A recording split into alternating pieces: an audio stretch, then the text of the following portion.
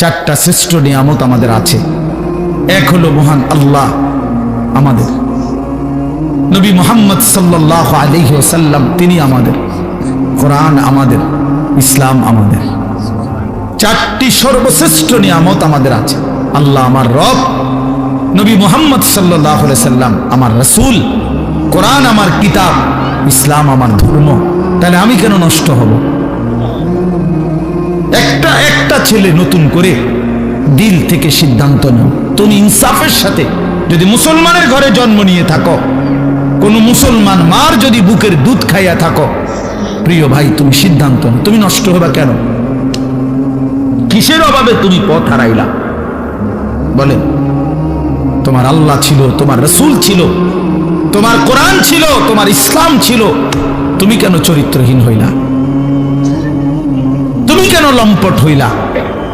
এই জন্য দয়া করে আমাদের জন্য আমাদের আল্লাহ তিনি আমাদের প্রিয়, আমাদের জন্য আমাদের নবী সাল্লাল্লাহু আলাইহি ওয়াসাল্লাম তিনি আমাদের প্রিয়। কি পরিমাণ কাঁদছেন তিনি, খোদার কসম হাসরের ময়দানে নবী বলবে, উম্মত তুমি জানো না আমি 23টা বছর কাঁদছি। উম্মত, নবীজির স্ত্রী আম্মা জান আয়েশা রাদিয়াল্লাহু তাআলা আনহা বলেন, নবীজি এশার নামাজের পর থেকে ফজরের নামাজের আজানের পূর্ব পর্যন্ত এক দাঁড়ানোতে সারা রাত উম্মতের জন্য চোখের পানি ফেলছে আর কাঁদা কাঁদা দোয়া করছে। হাত্তা তাওয়াররামাত কাদামাহু, এমনকি নবীজির দুইটা পা মোবারক ফুলে ফুলে গেছে।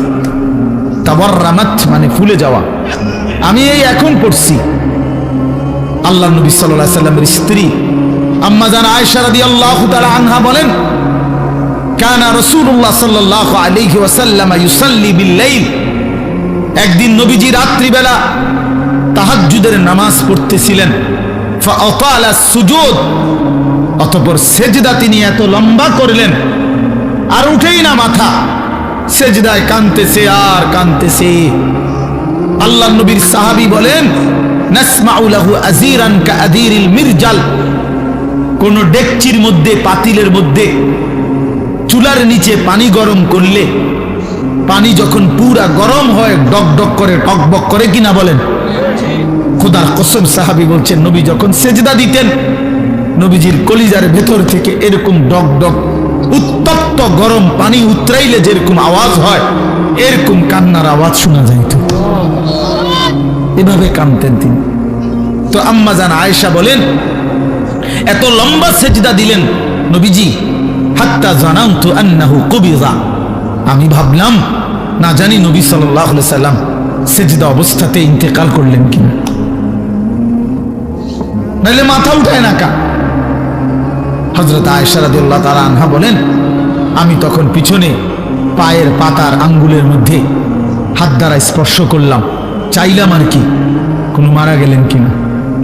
নবী সাল্লাল্লাহু আলাইহি সাল্লাম সালাম ফিরালেন, সালাম ফিরিয়ে বললেন, আয়েশা তুমি ভাবছো নাকি আমি তোমার হক নষ্ট করছি? হযরত আয়েশা বলেন, ইয়া রাসূলুল্লাহ, আল্লাহর কসম আমি আমার হক নষ্ট করছেন এটার জন্য না, এত লম্বা সেজদা দিছেন, আমি ভাবছিলাম আপনি ইন্তেকাল করলেন কিনা, এই জন্য আমার আঙ্গুলটা লাগাইছি। আল্লাহ নবী সাল্লাল্লাহু আলাইহি সাল্লাম বললেন, তুমি কি জানো আজকে রাত কোন রাত? হযরত আয়েশা রাদিয়াল্লাহু তাআলা আনহা বললেন, না ইয়া রাসূলুল্লাহ আমি জানি না। আল্লাহ নবী সাল্লাল্লাহু আলাইহি সাল্লাম বললেন, এটা হচ্ছে লাইলাতুন নিসফ মিন শাবান, এটা হচ্ছে শাবানের অর্ধ রাত, মধ্যরাত, এই যেটাকে আমরা শবে বারাত বলি। আল্লাহ নবী সাল্লাল্লাহু আলাইহি সাল্লাম বলেন, আয়েশা আজ রাতে এই শবে বারাত আল্লাহ তাআলা যত মাফ চায় তার কাছে মাফ করতে থাকেন, ফায়াস্তাগফিরু লিল মুস্তাগফিরিন, এবং আল্লাহ তাআলা তার যত বান্দা দয়া কামনা করে যেই কোনো বিষয়ে আল্লাহর সাহায্য চায় তো আল্লাহ তাআলা তারে এই রাতে দয়া করতে থাকেন। আল্লাহর আদেশ, ফাসতামিউ লাহু ওয়া আনসিতু লাআল্লাকুম তুরহামুন। আল্লাহ তাআলা বলেন, আমার কোরআন যখন পড়া হয় তো তোমাদের দায়িত্ব হচ্ছে দুইটা, ফাসতামিউ লাহু ওয়া আনসিতু, তোমরা শতভাগ মনোযোগ দিয়ে শোনো এবং চুপ থাকো। লাআল্লাকুম তুরহামুন, আল্লাহ তাআলা বলেন এতে অবশ্যই তোমাদের উপর রহমত বর্ষিত হবে। তাইলে আল্লাহ তাআলার ওয়াদা এটা, কোন বান্দা যদি আল্লাহর কথা মনোযোগ দিয়ে কান লাগিয়ে শুনে এবং চুপ থেকে শুনে, তো আল্লাহ তাআলা অবশ্যই তার উপরে রহমত বর্ষিত করে। আর এই আয়াতের তাফসীরের মধ্যে আছে রহমত বর্ষিত হবে মানে হলো আল্লাহ তাআলা তাকে তার হুকুম পালনের তৌফিক দান করবে। আসলে এই বাস্তবতা হলো এই যে আমাদের নামাজ ছুটে যায়। কেন ছুটে যায়? যে নামাজ পড়তে পারে না সে কেন পারে না? যে আল্লাহকে ডাকতে পারে না কেন ডাকতে পারে না? তার তো জবান আছে, তার তো শরীর আছে, তার রুকু করার সেজদা করার মতো সামর্থ্য তো আছে, কিন্তু কেন পারে না? দিনের পর দিন যার নামাজ পড়ার সুযোগ হয় না, কেন? এটার মূল একটা কারণ এটা যে আল্লাহ তাআলা তৌফিক না দিলে বান্দা আল্লাহকে সেজদাও করতে পারে না, আল্লাহকে ডাকতেও পারে না। আল্লাহ পাকের সাহায্য লাগে, আল্লাহ তাআলার তৌফিক লাগে। এজন্য নবী সাল্লাল্লাহু আলাইহি ওয়াসাল্লাম বহু আমলের ক্ষেত্রে দোয়া করতেন, আল্লাহুম্মা ওয়াফফিকনি, আল্লাহ আমাকে তৌফিক দেন। আল্লাহুম্মা আইননি, আল্লাহ আমাকে আপনি সাহায্য করেন। আল্লাহুম্মা আতি নাফসি তাকওয়াহা, আল্লাহ আপনি আমার অন্তরে তাকওয়া দান করেন। এইভাবে আল্লাহ তাআলার কাছে চাইতেন, আল্লাহ আমি আপনার ভালোবাসা চাই, আমি তাকওয়া চাই, আল্লাহ আমি আপনার নাফরমানি থেকে বাঁচতে চাই, আল্লাহ আমি আপনার ইবাদত করার জন্য সাহায্য চাই, আল্লাহ আমি আপনার বন্দেগী করার জন্য তৌফিক চাই। তাহলে আল্লাহ তাআলা কাছে তৌফিক চাইতে হয়, আল্লাহ না দিলে বান্দা পারে না। কোরআন শরীফে আছে ওয়ালাউলা ফাদলুল্লাহি আলাইকুম ওয়া রাহমাতুহু মা যাকা মিনকুম মিন আহাদিন আবাদা। আল্লাহ তাআলা বলেন যদি আল্লাহ তাআলার দয়া এবং অনুগ্রহ না হয় তাহলে কেহই নিজেই নিজেকে পবিত্র করতে পারবে না। এই ছেলে তুমি বুঝছো বাংলা? তাহলে মোবাইল আবার আলগি দিলা কেন? ফাজলামি করো? হ্যাঁ, মস্কারি করলে এক থেকে উঠো মিয়া, ফালতু কোথাকার। জি, তো আল্লাহ তাআলা বলেন আল্লাহর দয়া এবং অনুগ্রহ যদি না হয়, মা যাকা মিনকুম মিন আহাদিন আবাদা, তোমাদের কেহই নিজেকে নিজে পবিত্র করতে পারবে না। তাহলে আপনি যদি আমরা যদি সিদ্ধান্ত নেই মনে মনে ভালো হয়ে যাব, না হবে না। আল্লাহর তৌফিক লাগবে, আল্লাহ তাআলার দয়া লাগবে, দয়া লাগবে। কতজনই তো কতজনকে বলে যে ভালো হয়ে যাও, বা পরে বেত আলগি দেবো যে ভালো হবে নি, কও ভালো, আসলে যেই সে, আসলে যেই সে। তাহলে বাস্তবতা হলো মহান আল্লাহ পাক রব্বুল আলামিনের তৌফিক লাগে, অনুগ্রহ হয়। ওয়ালাকিন্নাল্লাহা ইউযাক্কি মান ইয়াশা, আল্লাহ তাআলা বলেন আল্লাহই যাকে ইচ্ছে করেন তাকে পবিত্র করে থাকেন। তাহলে পবিত্র উত্তম চরিত্র আল্লাহ তাআলা দান করেন, আল্লাহ তৌফিক দেন, আল্লাহ সুযোগ দেন। কোরআনুল কারীমের মধ্যে আছে আল্লাহু ইয়াজতাবি ইলাইহি মান ইয়াশা ওয়া ইয়াহদি ইলাইহি মান ইউনীব। আল্লাহ যাকে ইচ্ছে করে তাকে একেবারে টেনে নিজের দিকে আকর্ষণ করে। সে চলতে চায় উল্টো দিকে, আল্লাহ নিজেই তাকে টেনে নিজের দিকে নিয়ে আসে। যেমন হযরত ওমর রাদিয়াল্লাহু তাআলা আনহু, তিনি রওনা দিয়েছেন নবী সাল্লাল্লাহু আলাইহি ওয়াসাল্লামকে হত্যা করতে, তো যাচ্ছে তো উল্টো পথে, অর্থাৎ নবীজিকে হত্যা করতে। আল্লাহ তাআলা টেনে নিয়ে আসছেন ঈমানের পথে। তো এই চলার পথেই আল্লাহ তাআলা ওনাকে ঈমান দান করছেন। তাহলে আল্লাহ তাআলা কোরআনে বলছেন আমি অনেককেই ইচ্ছে করে আমার দিকে টেনে নিয়ে আসি, টেনে নিয়ে আসি। 100 খুনের আসামি, পরবর্তীতে দেখা গেছে আল্লাহ পাকের অনেক বড় ওলি, অনেক মন্দ আখলাক, কিন্তু একটা সময় দেখা গেছে আল্লাহ চাইছে তো সে বহুত বড় আল্লাহওয়ালা হয়ে গেছে। এই জন্য আল্লাহ পাক অনেককে টেনে সরাসরি নিজের দিকে নিয়ে আসে। আবার অনেককে, এই আয়াতের দ্বিতীয় অংশ হলো ওয়াহদি ইলাইহি মান ইউনীব। আর আল্লাহ তাআলা অনেককে যদি সে আল্লাহর দিকে একটু ঝুঁকে আসে, মানে একটু মনোযোগী হয়, একটু আন্তরিক হয়, একটু আগ্রহী হয়, তো আল্লাহ তাআলা তার চাইতে বেশি এগিয়ে হেদায়েত দিয়ে থাকে। আল্লাহ যখন দেখে বান্দা আমার দিকে এক কদম আগাইছে, তো আল্লাহ তাআলা তার রহমত মাগফিরাত নিয়ে 10 কদম আগায় আসে। এই জন্য 2 সূরত, কাউকে আল্লাহ ইচ্ছা করে একদম রাতারাতি আমূল পরিবর্তন করে দেয়। একেবারে নাফরমানি ছিল, আল্লাহ তাআলা পরিবর্তন করে আল্লাহওয়ালা বানায় দিছে। আর অনেককে আল্লাহ তাআলা যদি সে আল্লাহর দিকে একটু ঝুঁকে আসে, আল্লাহ তাআলা তার চাইতে বেশি রহমত মাগফিরাত দিয়ে তাকে আল্লাহ তাআলা হেদায়েত দিয়ে দেয়। তাইলে 2টাই সূরত। এই জন্য বললাম, আমরা যদি একটু আন্তরিক হই যে আমার আল্লাহর কথা আমার শোনা দরকার, কোরআন আমার জন্য, ইসলাম আমার জন্য, আমার আল্লাহ, আমার নবী, আমার রসুল। 23 বছর নবী সাল্লাল্লাহু আলাইহি ওয়াসাল্লাম কার জন্য কাঁদলেন? আমার জন্য। 23 বছর কোরআনুল কারীম আল্লাহ তাআলা নাজিল করলেন, তো কার জন্য নাজিল করলেন? আমার জন্য নাজিল করলেন। ইসলাম আমার, কবর আমার, হাসর আমার, মিজান আমার, ফুলসিরাত আমার, আখিরাত আমার। প্রত্যেকেই লিকুল্লি ইমরিইম মিনহুম ইয়াউমাইদিন শা'নুন ইউগনি। আল্লাহ বলেন হাসরের ময়দানে প্রত্যেকেই নিজেকে নিয়েই ব্যস্ত থাকবে, শুধুই নিজেকে নিয়েই ভাববে, ইয়া রব্বি নাফসি নাফসি, আয় আল্লাহ আমাকে বাঁচান, আমাকে বাঁচান। হাদিসের মধ্যে আছে ইব্রাহিম আলাইহিস সালাম ওনার ছেলে ইসমাঈলকে দেখবে হাসরের মাঠে, কিন্তু ডাকবে না। ইয়াকুব আলাইহিস সালাম ওনার ছেলে ইউসুফ আলাইহিস সালামকে দেখবে, কিন্তু ডাকবে না। মুসা আলাইহিস সালাম ওনার মা বোনকে দেখবে, কিন্তু ডাক দিবে না। শুধু বলবে এক কথা, ইয়া রব্বি নাফসি নাফসি, আয় আল্লাহ আমাকে বাঁচান, আমাকে বাঁচান।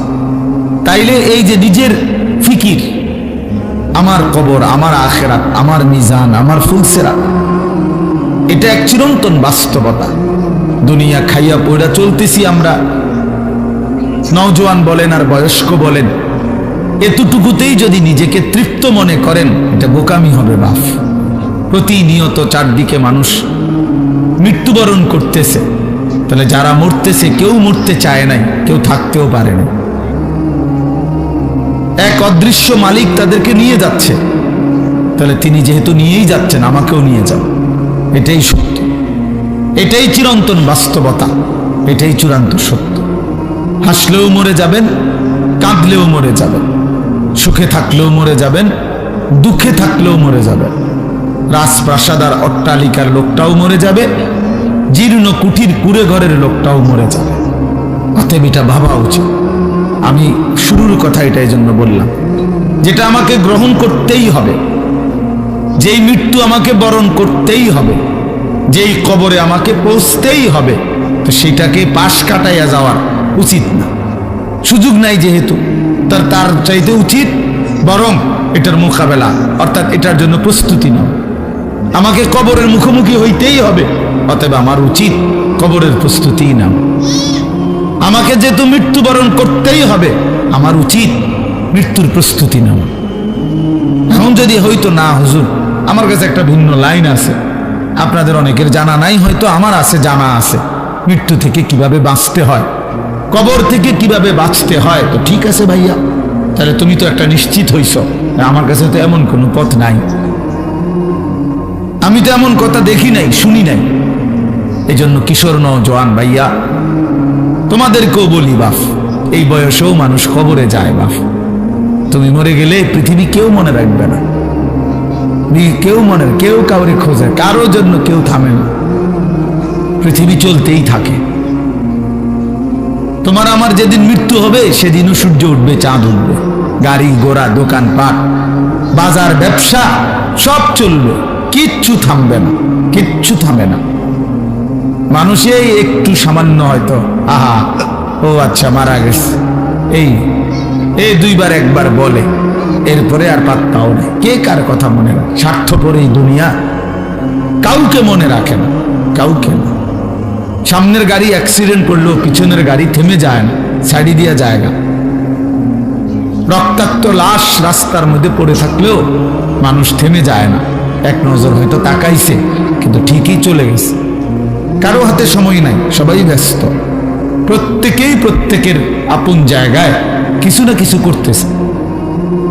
এই জন্য দোস্ত আমার, বন্ধু আমার, আশেপাশের মানুষ কি বলবে, কি শুনবে, অন্যের খুশি, অন্যের মনের ইচ্ছা আকাঙ্ক্ষা পূরণ করার জন্য বন্ধুদের আবদার, দোস্তদের আবদার, ছেলের আবদার, মেয়ের আবদার, ক্লাসমেটের আবদার, সহপাঠীর আবদার, এসব রক্ষা করতে করতে যদি নিজের কবর, নিজের আখেরাত বরবাদ করে ফেলি, আল্লাহর কসম এটা বুদ্ধিমানের কাজ হবে।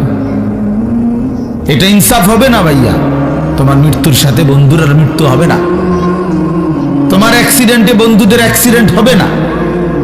এই জন্য আমি প্রত্যেকের কাছে অনুরোধ করলাম, যে বুঝলো বুঝলো, আমরা অসুবিধা নাই। আমাদের মাকসাদ বলে যাওয়া, দিবানিশি আমরা বলতেছি, বলার চেষ্টা করতেছি, বুঝাইবার চেষ্টা করতেছি, এর মধ্যে দিয়েই আল্লাহর ফায়সালা যা তাই। ফামিনহুম শাকিয়্যুন ওয়া সাঈদ। আল্লাহ বলছে মানুষের এই দুই অংশই হবে, কেউ হবে সৌভাগ্যবান, কেউ হবে দুর্ভাগা। দুর্ভাগা ফায়সালা আসমান, ফায়সালা আসমান। আমাদের দায়িত্ব শুধু বলে যাও, ইন আলাইকা ইল্লাল বালাগ। আমাদের প্রিয় নবী সাল্লাল্লাহু আলাইহি ওয়াসাল্লামকে আল্লাহ তাআলা বলছেন, আপনার দায়িত্ব শুধুই কেবল পূর্ণভাবে পৌঁছিয়ে দেওয়া, পৌঁছিয়ে দেওয়া, পূর্ণ পৌঁছিয়ে দেওয়া দায়িত্ব।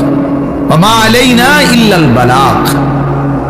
নবীরা বলতেন, হে আমার জাতি, এর চাইতে বেশি আর কোনো ক্ষমতা আমাদের নাই, বরং আমাদের সবটুকু ক্ষমতা হলো যে আমরা তোমাদের কাছে আল্লাহর বাণী শতভাগ পৌঁছিয়ে দিলাম। ইল্লাল বালাগ, পৌঁছিয়ে দিলাম। ইন উরিদু ইল্লাল ইসলাহা মাসতাতাতু ওয়া মা তৌফীকি ইল্লা বিল্লাহ। আল্লাহ বলেন, নবীরা বলতেন, হে আমার জাতি, দিবানিশি তোমাদেরকে আল্লাহর দিকে ডেকে উদ্দেশ্য কেবল একটাই, সাধ্যের সবটুকু দিয়ে তোমাদের সংশোধন, তোমাদের কবর সুন্দর হোক, আখেরাত সুন্দর হোক, পরকাল সুন্দর হোক, তোমরা জাহান্নাম থেকে বেঁচে যাও, তোমরা জান্নাতের অধিকারী হও। এই মাকসাদ, আর কিছুই না। তবে ওয়ামা তৌফীকি ইল্লা বিল্লাহ, তবে হ্যাঁ, আমার যোগ্যতায় কিছুই হবে না, যা হবে তো সে তো আল্লাহ তাআলার তৌফিকে হবে। কার তৌফিকে হবে? আল্লাহ তাআলার তৌফিকে হবে। কারো কোনো যোগ্যতা নেই, কারো কোনো ক্ষমতা নাই, ক্ষমতা শুধুই আল্লাহর। আন্নাল কুওয়াতা লিল্লাহি জামিআ। সব ক্ষমতা মূলত কার? আল্লাহর। কোরআন শরীফে আছে, ওয়া ইন ইয়ামসাসকাল্লাহু বিদুররিন ফালা কাশিফা লাহু ইল্লা হু। আল্লাহ বলেন, আল্লাহ যদি কাউকে মুসিবতে ফেলতে চান, তাহলে সেই মুসিবত দূর করে, সরিয়ে দেওয়া, দূরকারী আল্লাহ ছাড়া আর কেউ না। ওয়া ইন ইউরিদকা বিখাইরিন ফালা রাদ্দা লিফাদলিহি। আর আল্লাহ যদি কাউকে কল্যাণ করতে চান, তো সেই কল্যাণ ঠেকায় দিবে, এমনও কারো সাধ্য না, সাধ্য না। ইউসিবু বিহি মান ইয়াশাউ মিন ইবাদিহি। আল্লাহই যাকে ইচ্ছে করেন তার বান্দাদের মধ্য থেকে কল্যাণ পৌঁছিয়ে থাকেন। এই জন্য বাপ, সব মালিকের হাতে। তোমরা যাদের কপালে এক ওয়াক্ত নামাজ জোটে না, প্রিয় বন্ধু, মনে রাখো, এটা তোমার মালিকের ফায়সালা। তোমার মালিক তোমার উপরে নারাজ। এজন্য আল্লাহর লানতের কারণে তুমি একটা সেজদা দিতে পারো, ভাত খাইতে পারো, ঘুম যাইতে পারো, পেশাব পায়খানা করতে পারো, দুনিয়াবি চাহিদা পূরণ করতে পারো। দোস্ত আমার, এটা তো কুত্তারও পূরণ হয়, এটা তো কুত্তারও পূরণ হয়। কুত্তাও তো খায়, কুত্তাও তো ঘুমায়, কাজে এটা খুব আহামরি কিছু না। আমি খাইতেছি, ঘুমাইতেছি, পেশাব পায়খানা করতেছি, লজ্জাস্থানের যৌন চাহিদা পূরণ করছি, এতটুকু তো জানোয়ারেরও পূরণ হয়, কুকুর বিড়ালেরও পূরণ হয়। তাহলে এটা খুব আহামরি কিছু না। এক মিনিট বিবেক থাকলে ভাবা উচিত, আসলে আমি একজন মানুষ, আমি একজন মুসলমান, আমার মা মুসলমান, আমার বাবা মুসলমান, তাহলে আমার ধর্ম কই? আমার আল্লাহর সাথে আমার সম্পর্ক কোথায়? আমার রসুলের সাথে আমার সম্পর্ক কোথায়? আমার কিতাব কোরআনের সাথে আমার সম্পর্ক কোথায়? আমার ধর্ম ইসলামের সাথে আমার সম্পর্ক কোথায়? আমি কোথায়? আমার ধর্ম কোথায়? আমি কোথায়? আমার আল্লাহ কোথায়? আমি কোথায়? আমার রাসূল কোথায়? আমি কোথায়? আমার কোরআন কোথায়? আহা,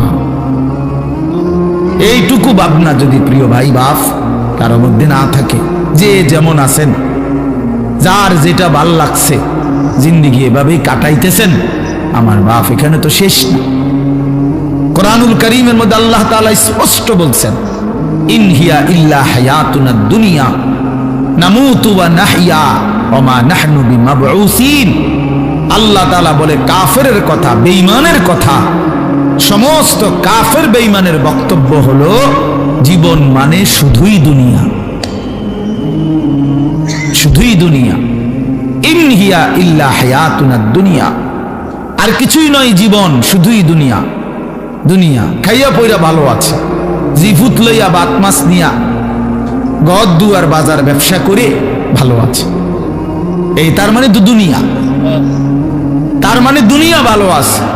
তা আল্লাহ তাআলা কসম কোরআন শরীফে এটা বলছে, এটা তো কাফেরের কথা, এ তো মুশরিকের কথা, বেঈমানের কথা, এ তো মূর্তি পূজকের কথা হইতে পারে, মুমিনের কথা হইতে পারে।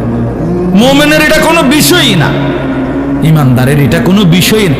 খাইয়া পয়রা ভালো আছেন না দুঃখে আছেন, এটা কোনো বিষয়। খাইয়া পয়রা ভালো আছেন তো নবী সাল্লাল্লাহু আলাইহি ওয়াসাল্লাম যে ক্ষুধার্ত ছিলেন, কথা বলেন না, নবীজি পেটে পাথর বাঁধছিলেন কিনা ক্ষুধার, তো তাহলে তখন তিনি ভালো ছিলেন না? কথার জবাব দেন না কেন? তো নবী সাল্লাল্লাহু আলাইহি সাল্লামের দেহ মোবারক থেকে যখন রক্ত ঝরছে তখন তিনি ভালো ছিলেন না? আমরা যে বললাম খাইয়া পড়ে ভালো আছি, খাইলে দাইলে ভালো থাকে, তিনি তো খান নাই। নবী সাল্লাল্লাহু আলাইহি সাল্লামের স্ত্রী আম্মা জান আয়েশা রাদিয়াল্লাহু তাআলা আনহা স্পষ্ট হাদিসের মধ্যে বলছেন, রাআইনা হিলালান সুম্মা হিলালান সুম্মা হিলালান মা আওকাদাত ফি আবিয়াতি রাসূলিল্লাহ নারুন। তিনি বলেন আমরা এক চাঁদ দেখলাম, ওইটা ডুবলো, আরেক চাঁদ উঠলো, ওইটাও ডুবলো, আরেক চাঁদ উঠলো, এভাবে 3 চাঁদ মানে 3 মাস আমাদের ঘরে অতিবাহিত হলো। আমরা 9 জন নবীজির স্ত্রী ছিলাম, কারো ঘরে, হযরত আয়েশা বলেন, এই 3 মাসে চুলায় আগুন জ্বলে নাই। মা আওকাদাত ফি আবিয়াতি রাসূলিল্লাহি নারুন, কোন আগুন জ্বলে নাই। তাইলে প্রিয় বন্ধু, 3 মাস যার ঘরের চুলায় আগুন জ্বলে নাই, রাসূলুল্লাহ সাল্লাল্লাহু আলাইহি ওয়াসাল্লাম এবং তার স্ত্রীদেরকে নিয়ে তিনি, হাদিসে স্পষ্ট আছে, আম্মা জান আয়েশা বলছে, জিন্দেগি তাইলে কেমনে কাটাইছি, আত-তামারু ওয়াল মা, খেজুর এবং পানি পান করে, এটুকু দিয়েই 3 মাস, সকাল দুপুর বিকেল সন্ধ্যা, প্রতিদিন প্রতি রাত একই খাবার, শুধু খেজুর শুধু পানি। তো এটুকু দিয়ে তাইলে রাসূলুল্লাহ সাল্লাল্লাহু আলাইহি ওয়াসাল্লাম ভালো ছিলেন না? সাহাবায়ে কেরাম ভালো ছিলেন না? নবীজির বিবিরা ভালো ছিলেন না? তো আপনি কেমনে হিসাব মিলাইলেন? আপনি মুসলমান কেমনে হিসাব মিলাইলেন? ফুদ বিদেশ পাঠাইয়া, মেয়ে বিয়ে দিয়া, বাড়িতে গদ্দুয়ার করে, এখন ভাত মাছ চাল ডাল খাইয়া আপনি ভালো আছেন? এতটুকুতেই ভালো থাকা এক মুসলমানের হিসাব? এটুকু না বাবা, মুসলমান এটাকে হিসাব বলে না। খোদার কসম, এটা মুসলমানের কোনো হিসাব, এটা বলার কিছুই না। এগুলো সহজ বিষয়, ভাত মাছ কোনো আমনের বেড়াগিরির কিচ্ছু নাই।